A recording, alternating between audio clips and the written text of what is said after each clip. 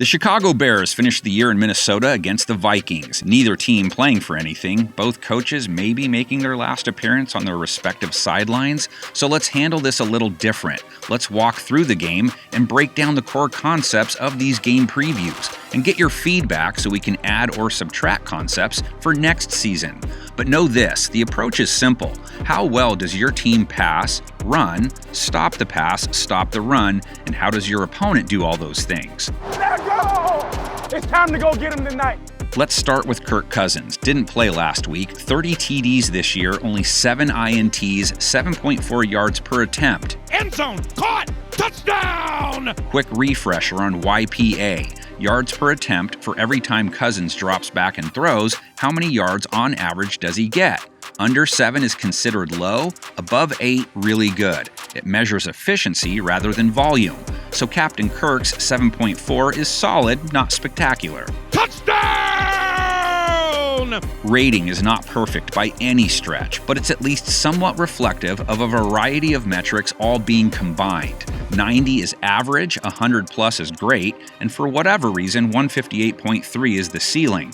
Cousins' rating is 101.3 this season. All his stats have looked pretty close to this 3 years in a row now, which is why many consider him a numbers guy. He always seems to look good on paper, but they don't produce as many wins as Skull fans would like. Caught and touchdown! Their passing game typically is a two-man show. Adam Thielen Throws, end zone, diving catch! And hello, lucky person, you must have gotten the number right, because you are now looking at Kid Dynamite. Justin Jefferson has had plenty of good times this season, over 100 receptions, over 1,500 yards this year.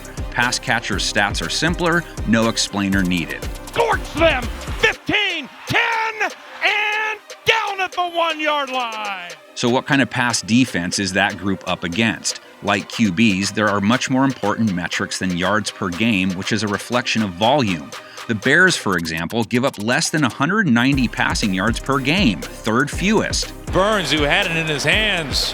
What a play by Burns. But they have been thrown on less than any other team. Their rating allowed is over 100. They have allowed a very high completion percentage, rank low in yards per attempt allowed and yards per completion allowed, so they don't play the pass all that well. Fires, end zone, caught, touchdown. A team's pass rush factors into pass defense, of course. The Bears have one of the highest sack totals in the league, thanks to Robert Quinn breaking the Bears' sack record this season. Fleming looking at pressure. Football is loose again. Again, though, just looking at sacks doesn't tell you the whole story. The Bears are bottom 3 in QB hits and pressure percentage, so their pass rush isn't as strong as it appears to be. Has time, fires to a man wide open. Cousins is one of the least sacked QBs in the league, so you wrap all that up and it's advantage Vikings. Cousins faking the pitch, rolls out, probing, throws, and completes. Vikings run game. DALVIN Cook had to fight through injuries this season, still 4.6 a run, over 1,000 yards for the third straight year. Here's Cook, bouncing it, end zone, what a start. It's another apparent purple advantage, as Chicago has allowed 4.4 yards per attempt. Run to the right, he got it, 25, a cut 20, 15, 10. That despite the play of Roquan Smith, who has been the linchpin of Desai's defense, making another play on Booker. Chicago's own run game in the hands of David Montgomery. Running games aren't as complex. 4+ per run is good, 4 even is average. Under 4, there are issues. Montgomery has had issues this season. Part of it's the line, but he's only averaged 3.8 per. Montgomery riding nowhere.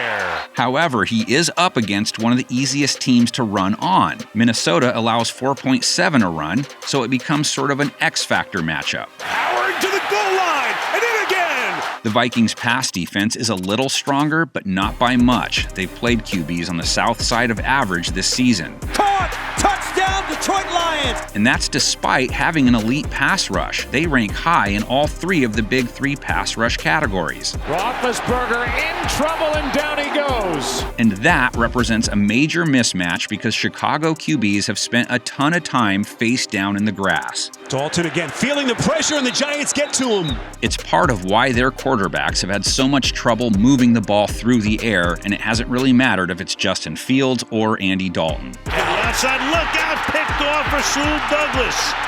And Douglas will take it all the way touchdown. Those are the basic food groups though: passing offense, pass defense, with pass rush and pass protection contributing, and rush defense, rush offense. They tend to lead to things like yards per game and points per game, which ultimately matter most, right? So with all that said, I'd love your feedback. Tell us what you like, what you don't like, what's missing. A game preview guy thumbs up or high five or hang 10 or whatever it is. Genuine appreciation to anyone who takes the time to hit us with your thoughts in the comments section, along of course with your predictions. Here's ours. Happy 2022, football fanatics.